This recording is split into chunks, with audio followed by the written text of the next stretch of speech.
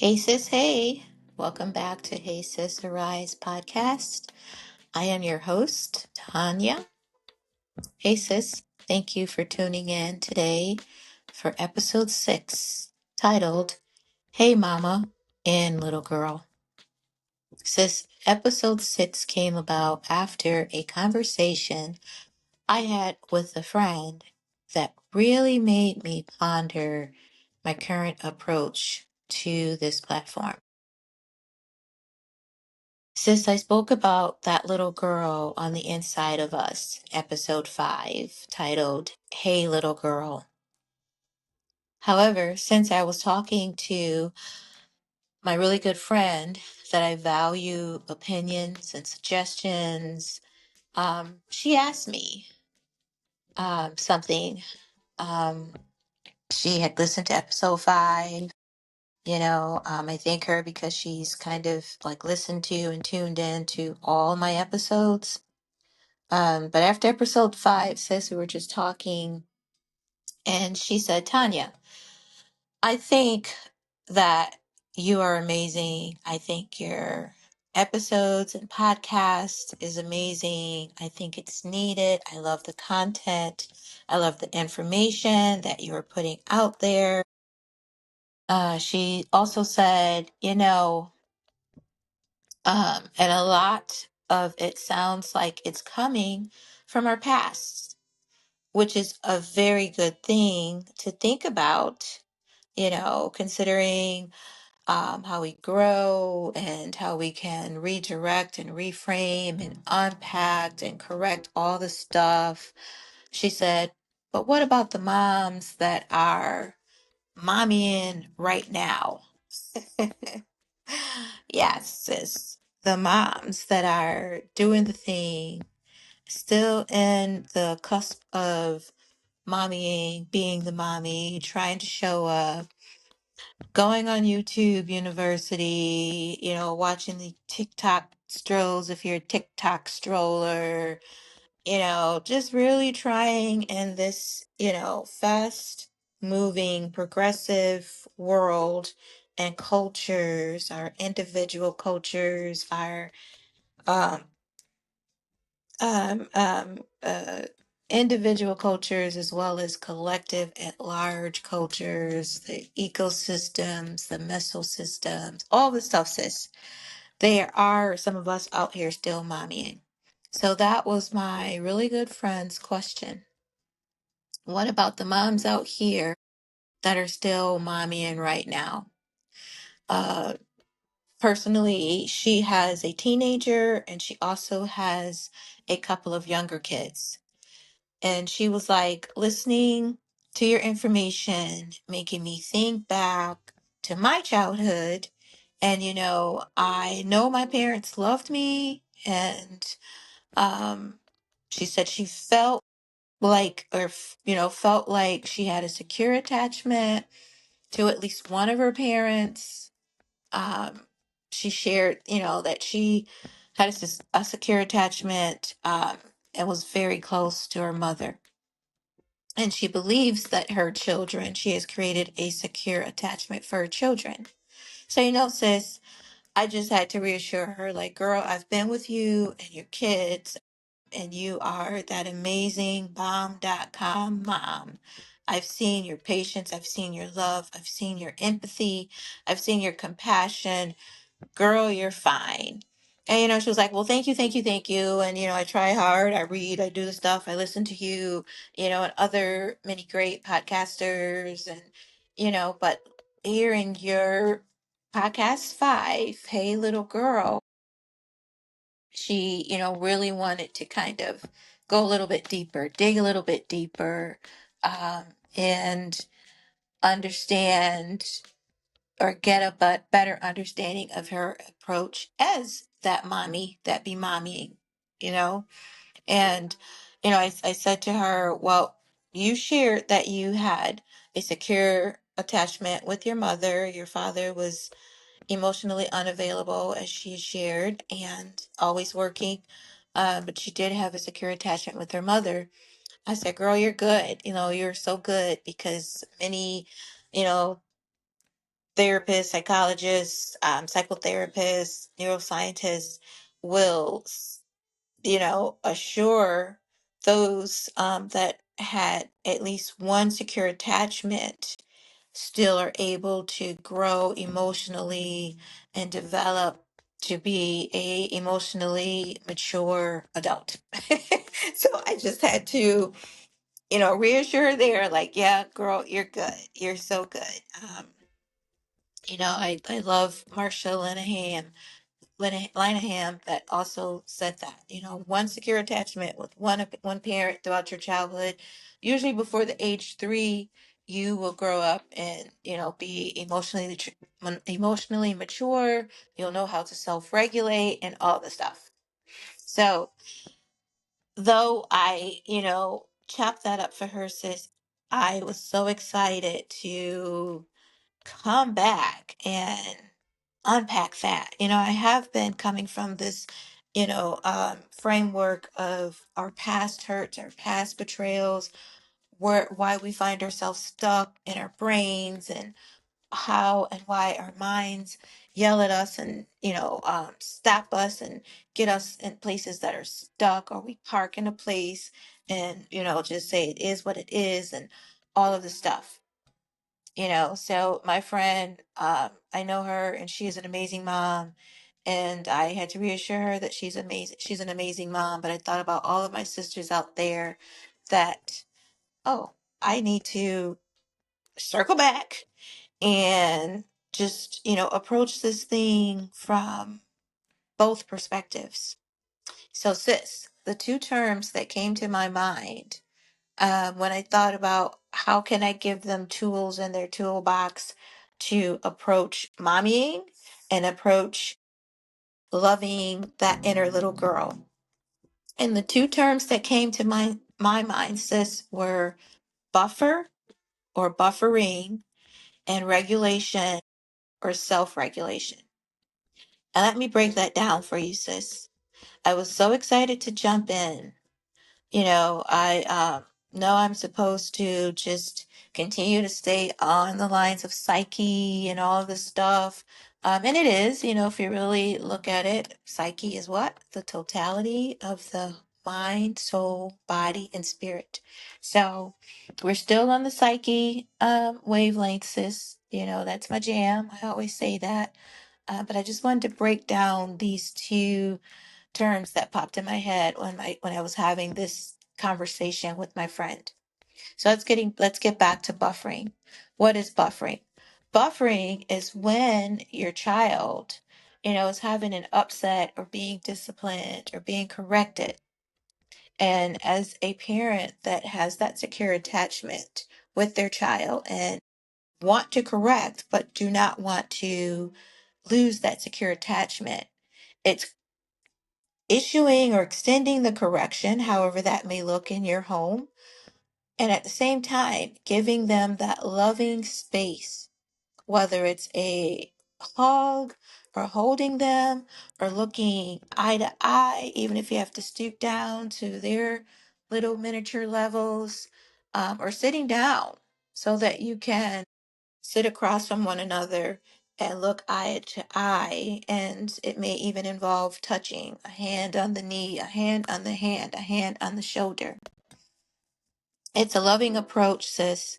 Even though it may be, hard, correction, there could be some correction going on, you know, they may have did something in school or whatever, and you're still loving them while you're correcting them. That's allowing them to buffer or allowing them to experience the buffering process. As you're loving them, sis, that gives them a space to buffer, where they are able to reason in their minds. Their brains are not our mature adult brains. Their brains are still growing and it takes them a little bit more processing. So, giving them that space while you're also sharing with them whatever negative they have partaken in is wrong and unacceptable. You're still showing and extending grace and love. kind of like, sis, going back to another one of my favorite terminologies, Imago Dei, as God's children, as God's beautiful daughters. We don't always get it right, sis, and we may read his word, hear a sermon, at church, um, be in a women's group and chopping up the word or study and become or get convicted. God's grace is always there. Like, even as he delivers, the message to us, and we get convicted or poked, like, oh shoot, that sounds like me. This book or this pastor or this devotional study or e-group study is all up in my face. you know but it's with grace, and we're able to correct a lot of times silently. Like, we're not dragged in front of the church or the group and like, she did this and she was mean with this and you know we just silently say, Lord, I'm so sorry, that's me, please forgive me. And you implement and activate and apply that lesson that you learned. That's grace, sis. That's such grace. So that's, how buffering looks. You're still loving on your children. You're still, as a parent and a leader in your home, you're correcting, you're realigning, however you're doing it in love. I know as a child, my friend and I, we talked about our childhoods, and I was in big trouble, for doing something. My mother would just correct me.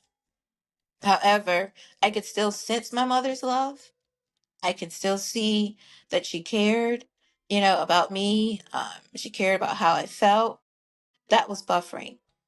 You know, um, Me going back to my childhood, my mother a lot of times would just tell you how it is. We used to say she would shoot from the hip, but I knew her. I knew she loved me. My mother, anger default is laughter. When she was angry, she would laugh. She would laugh. But when I did something and I was really upset about it, I knew I would just retreat to my room, because once she said what she had to say, it was like, I've said what I had to say. Deal with it. You did it. That's unacceptable. Deal with it. That's just how she got down. um, it was old school. Yes, I've learned and kind of tweaked a few things. Fast forward, I'll say I've tweaked a few things in my second generation of children. Sis, first generation, my two older, many a times I've had to reach back and say, Mommy, sorry, I had that a little bit wrong, and thankfully they're able to extend grace to me. But as I've learned over the years, that whole grace thing and buffering, it's helped me in my during my parenting and parenthood of my second generation of beautiful children. um, you know, so sis, if you have, you know, had some hiccups, dropped the ball a few times, just chew on, just sit in that terminology, buffer or buffering. Our kids, they go through so much throughout the day and school and all that stuff, and giving them that safe space and safe, healthy attachment to buffer.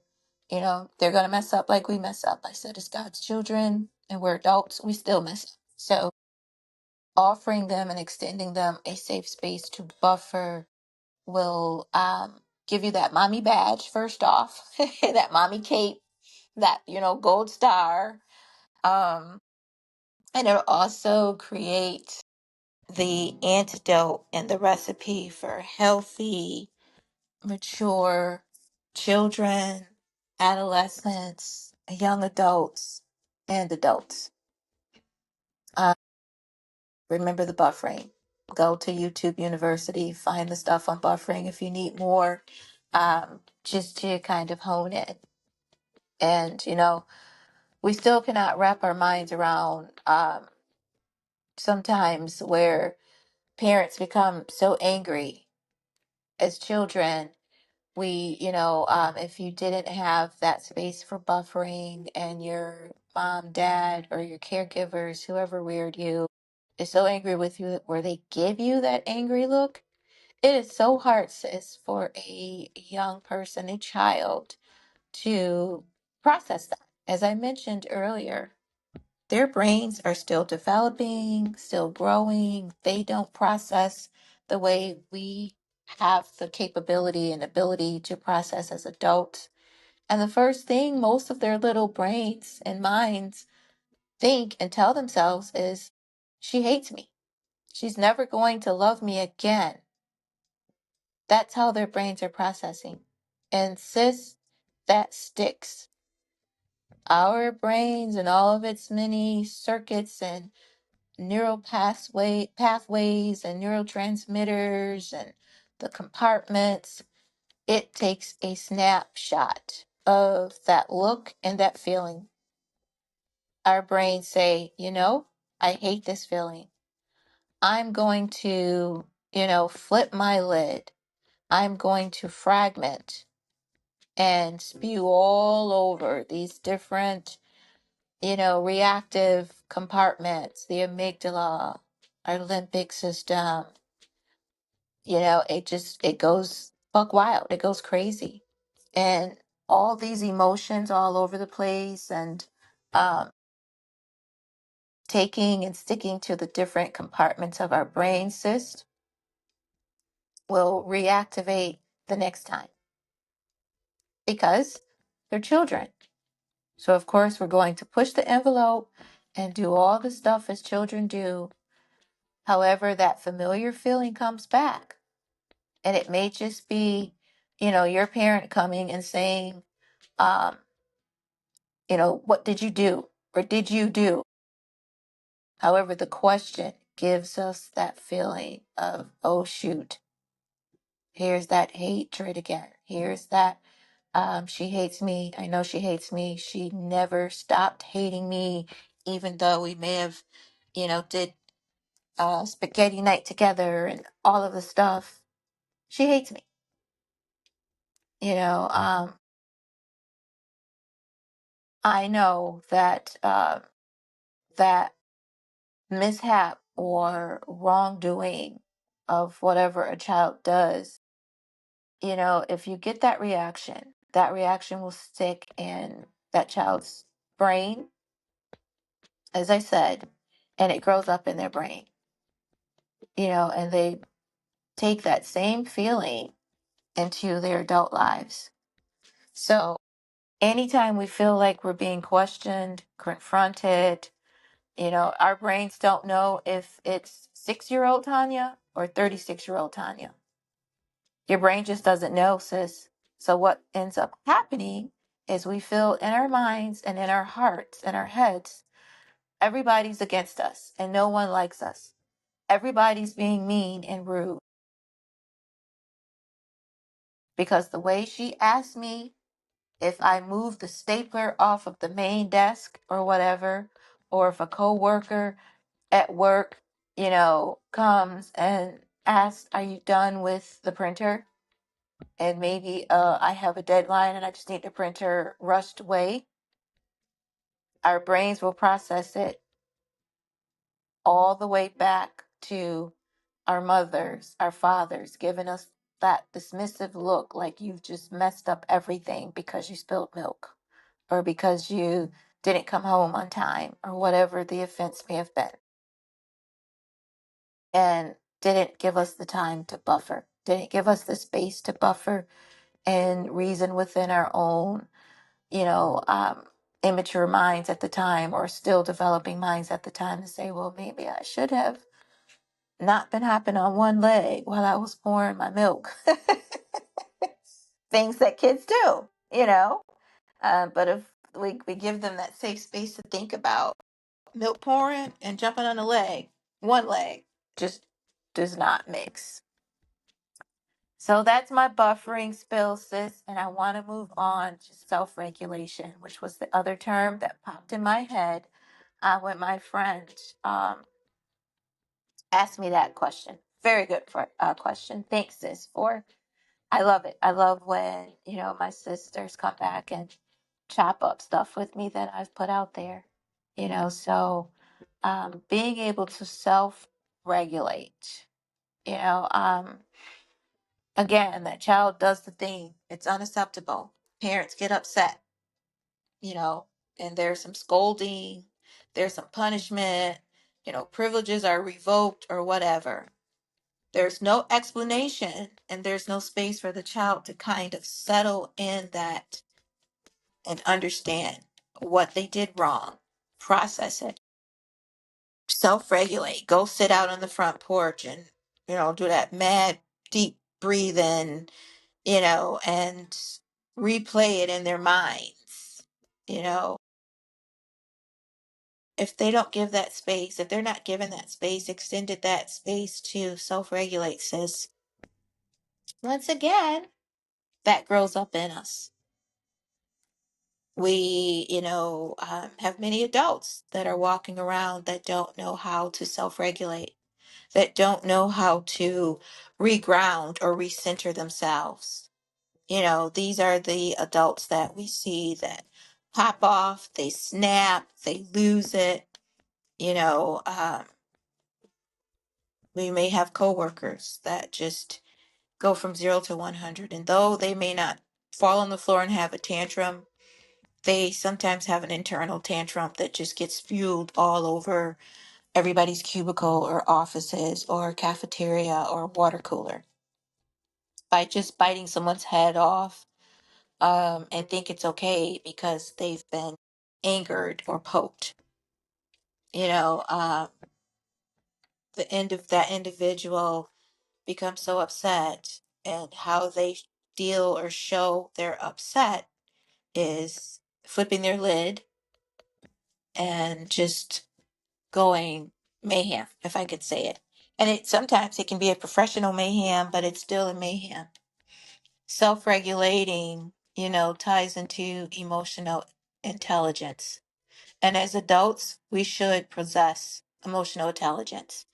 We should be able to, yes, get upset, get angry, all the stuff, and still be able to process in a mature way, um, and then attend to whatever upset dilemma, that has made us get to that point.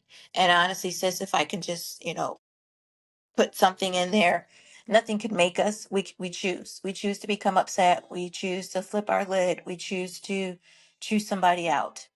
It's just that's a bonus. That's extra. So, sis, I just wanted to share those two terms with you as my friend came to me and asked me that question. You know, she walked away feeling relieved and better. Um, I did as well.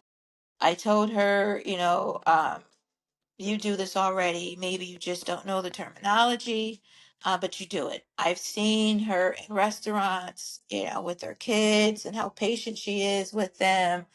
Um, kids in strange places, that's when it's really difficult a lot of times to self-regulate or buffer because they feel like people are looking at them, it's noisy, whatever it is, and she's just the most patient mama I know. So buffering and self-regulation, sis, implement it into your parenting styles if you are still parenting at home, with your little ones. And I really am just going to do the like the twofold thing right now, sis. As I continue to bring content, I will talk about parenting, I will talk about past betrayals, psyche, and all the stuff. Our child rearings are so important. So kudos to my friend. I love her, and I'm glad that she asked me that question. Um, and I was able to shed light on those two terminologies. So I'm grateful for that, sis, and I'm grateful for to just bring this information to this channel as always. The opportunity of dropping content on this platform. Thank all of you for tuning in. I really hope this has helped shed some light, make things clearer for you, whether you're healing from past childhood events, or you're just trying to show up as that bomb.com mom, whether you are venturing along the paths of, I hate new terminology, but the new terminology of soft parenting, all the substance, all the stuff. Continue to do the work, continue to, show up, do your mindfulness, your stillness, your meditative practices, prayer, pray, pray, pray. Talk to the Lord, talk to your most heavenly, gracious Father every day, all day, sis. And as I end this episode, I will leave you with my affirmations. So without further ado, hey sis, be kind. Hey sis, smile. Hey sis, self regulate. Hey sis, breathe in deeply. Hey sis, exhale. Hey sis, take time for yourself. Hey sis, love big. Hey sis, I see you. Until next time, hey sis, arise. Bye for now.